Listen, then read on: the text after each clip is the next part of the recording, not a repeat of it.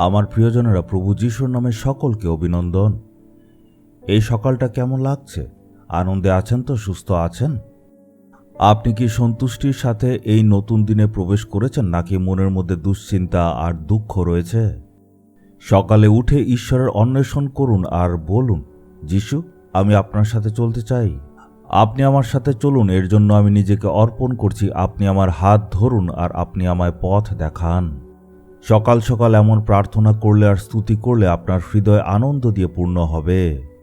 তাই ঘুম থেকে উঠেই প্রথমে এটাই করুন, কিন্তু শুধু এটা করলে চলবে না। ঈশ্বর আমাদের আরেকটা পরামর্শ দিচ্ছেন। আমরা দেখব প্রথম থেসলোনিকে 5:22 কি লেখা বলছে, সব রকম মন্দ বিষয় থেকে দূরে থাকো। ঈশ্বরের সাথে সম্পর্ক ভালো হবে যদি আমরা কিছু জিনিস থেকে দূরে থাকি। প্রভু যীশু খ্রিস্ট হচ্ছেন পবিত্র। যখন আমরা উনার মতোই পবিত্র হতে পারবো, তখনই উনার সাথে চলতে পারবো। উনি পাপের সামনে মাথা নত করেননি, পবিত্র জীবনযাপন করেছিলেন। আর আমাদের ডাকা হয়েছে উনাকে অনুসরণ করতে। আমরা কি উনার মতো হব? এটা সত্য যে উনার মতো কখনোই হতে পারবো না, কিন্তু যদি আমরা যিশুর মতো চলার চেষ্টা করি আর নিজেকে পবিত্র রাখার চেষ্টা করি, তবে আমরা পারব। উনি খারাপ জিনিস থেকে আমাদের দূরে রাখবেন। আমাদেরও সেই প্রচেষ্টাই করতে হবে। মন্দ কি আপনি জানেন? আপনি কি বলছেন আমি তো জানি না? আপনি ঠিকই জানেন। আপনি নিশ্চয়ই জানেন মদ খাওয়া পাপ, জুয়া খেলাটাও পাপ। আপনি ভালোভাবেই জানেন ঘুষ নেওয়া পাপ আর অন্যদের প্রতারণা করা পাপ। মন্দ কাজ কি সেটা আমরা সবাই জানি। আমাদের ক্ষমা চেয়ে বলতে হবে, আমার সকল পাপ ক্ষমা করে দিন। অনেক রকম খারাপ কাজ আছে যেটা আমরা অজান্তে করি।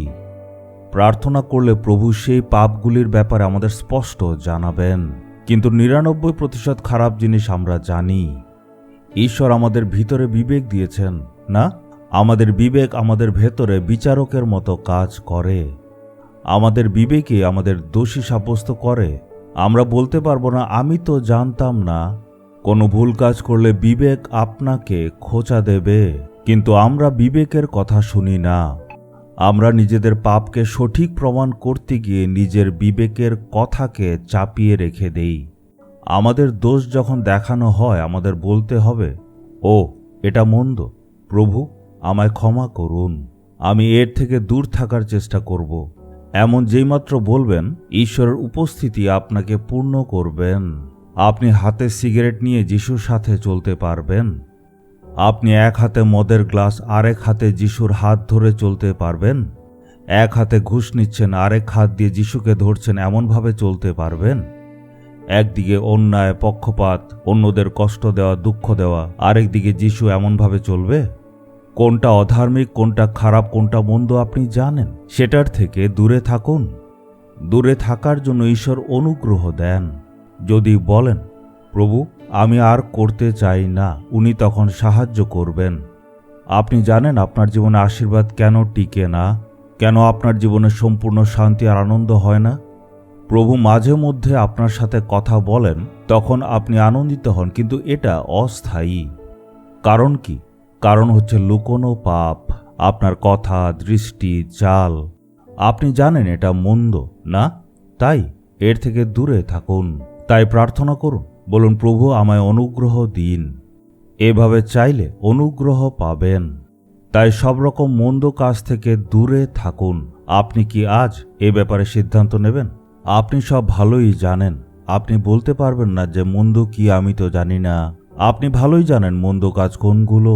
আপনি যিশুর কাছে প্রার্থনা করে বলুন এই সব মন্দ কাজ থেকে যাতে আপনাকে দূরে রাখে। আপনি সিদ্ধান্ত নেবেন।